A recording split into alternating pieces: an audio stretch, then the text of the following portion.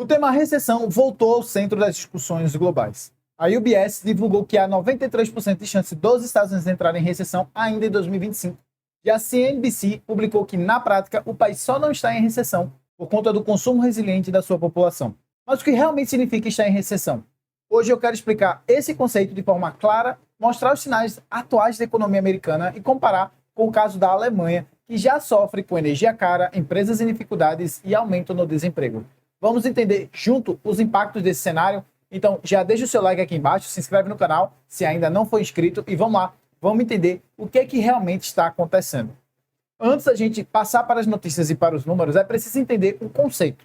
Muita gente acha que recessão é simplesmente 2 trimestres seguidos do PIB negativo. Essa definição é prática e até usada em alguns lugares, como por exemplo pelos próprios economistas. Mas não é a oficial lá dos Estados Unidos.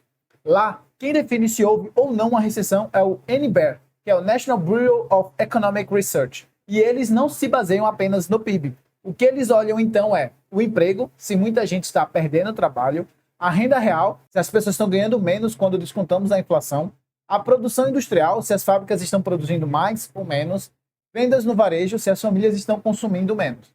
E tem outro detalhe, a declaração oficial de uma recessão, ela só sai meses depois que a recessão acontece. Ou seja, mesmo que os Estados Unidos já estivessem em uma recessão hoje, a gente só saberia oficialmente daqui a 6, 12 ou 18 meses.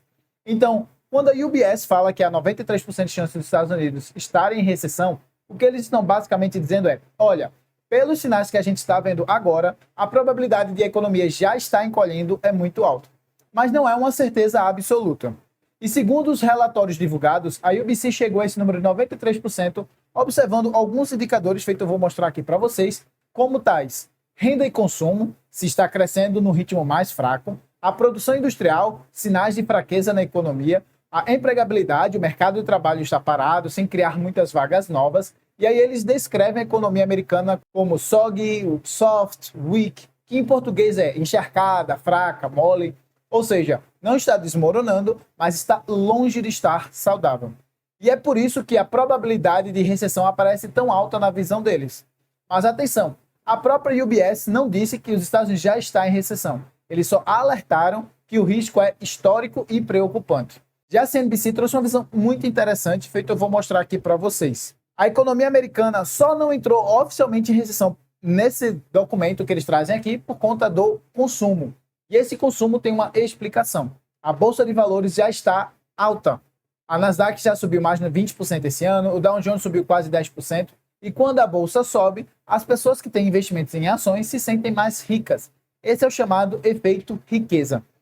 Um exemplo simples aqui para ficar fácil para vocês. Se você tinha 100 mil dólares investidos e agora tem 120 porque suas ações se valorizaram, você se sente mais rico e tende a gastar mais aí no seu dia a dia, mesmo que você não saque nada lá dos seus investimentos na Bolsa. O problema é que essa alta da Bolsa beneficia principalmente os mais ricos. Segundo dados do Fed de St. Louis, 10% dos mais ricos da população americana detém 87% das ações lá dos Estados Unidos. Ou seja, quem não tem patrimônio em bolsa não está vendo nem sentindo essa melhoria.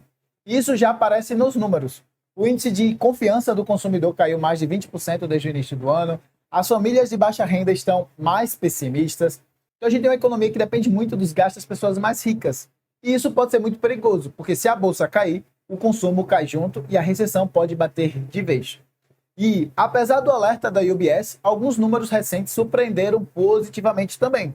A gente tem o PIB do segundo trimestre, que cresceu 3,8% ao ano. O Fed de Atlanta, que projeta quase 3,9% para o terceiro trimestre. O consumo em agosto cresceu 0,6% nominal e 0,4% real. As vendas de casas subiram 20%, maior nível em 3 anos. A inflação mensal veio dentro das previsões, o núcleo em 2,9% ao ano. Esses dados mostram que, mesmo com juros altos, os americanos continuam lá gastando dinheiro. E isso impede que a economia entre em uma queda livre. O risco é que seja um crescimento dependente demais da bolsa e do crédito, feito a gente tem aqui no Brasil e sabe que é uma base extremamente frágil. Agora, como funciona a declaração oficial de uma recessão? Vale reforçar esse ponto porque gera muita confusão. O NBER demora de 6 a 18 meses aí para poder declarar uma recessão. Eles só confirmam depois que revisam todos os dados que eu mencionei e eles têm certeza absoluta que a queda foi profunda, ampla e duradoura. Isso significa que, quando sai a notícia oficial, muitas vezes a economia já está até se recuperando. Por isso, investidores e analistas trabalham com a probabilidade em tempo real, como é o caso da UBS que eu mostrei para vocês.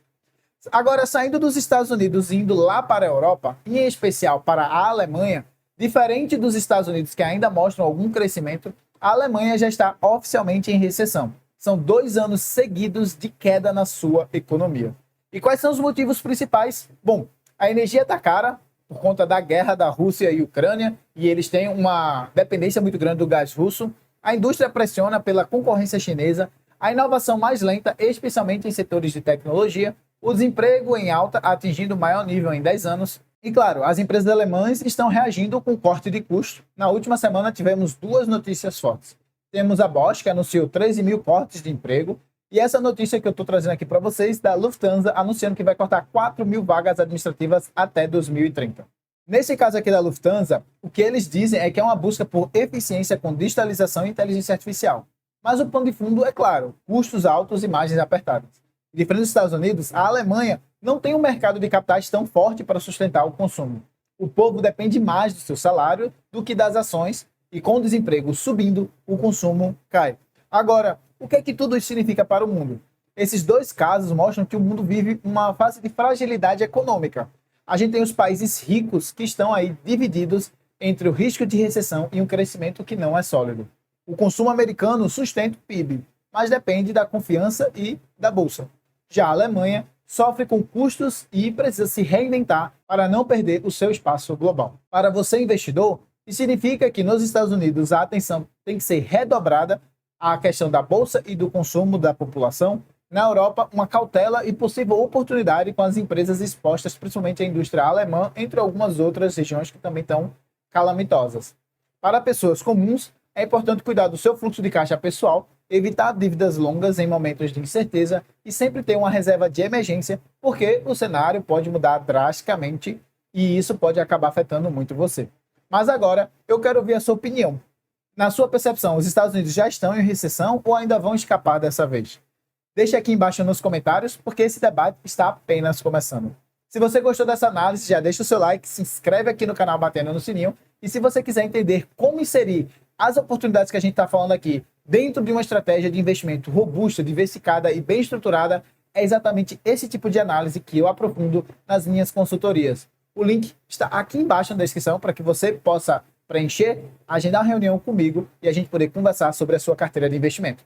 Agora, se você achar que ainda não chegou no seu momento de contar com a consultoria personalizada, você pode continuar aprendendo e ficar bem informado com outras notícias que já trouxemos aqui no canal. E eu vou deixar essa playlist aqui na tela que vai te mostrar tudo isso em mais detalhes. Fico por aqui, um forte abraço e tchau, tchau.